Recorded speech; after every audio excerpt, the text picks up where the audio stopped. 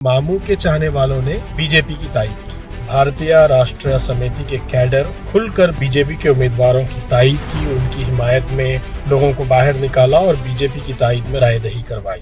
दोस्तों सलाम और आदाब। मैं इस वक्त ये वीडियो इसलिए बना रहा हूँ कि कल ही हमारी रियासत में लोकसभा के इलेक्शन के लिए रायदही हुई। इस रायदही का तजिया करने से पहले मैंने मालूमात हासिल की तो पता चला कि रियासत के कई पार्लिमानी हलकों में, जिसमें हैदराबाद है, मलकाजिगिरी है, चेवल्ला है, सिकंदराबाद है, इसके अलावा नलगुंडा, भुवनगिर, इन तमाम हलकों में बीआरएस भारतीय राष्ट्रीय समिति के कैडर और बीआरएस के चाहने वालों ने खुलकर बीजेपी और बीजेपी के उम्मीदवारों की तायीद की, उनकी हिमायत में लोगों को बाहर निकाला और बीजेपी की तायीद में रायदही करवाई।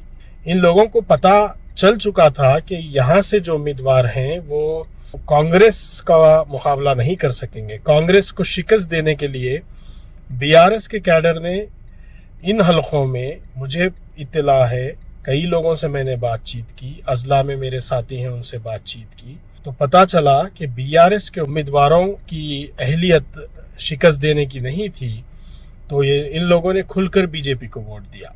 जैसे कि कुंडा विश्वेश्वर रेड्डी चेवल्ला से मुकाबला कर रहे हैं बीजेपी के टिकट से, उनके मुकाबिल रंजीत रेड्डी यहाँ कांग्रेस से उम्मीदवार हैं जो पहले बीआरएस के रुकने पार्लियामेंट थे।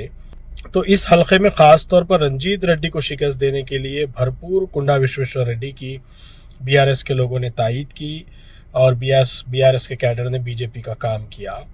इसी तरह सिकंदराबाद में किशन रेड्डी के लिए बीआरएस के कई कारकुनों ने काम किया, क्योंकि वो चाहते थे कि नागेंद्र जो बीआरएस से कांग्रेस में गए थे उनको शिकस्त दी जाए।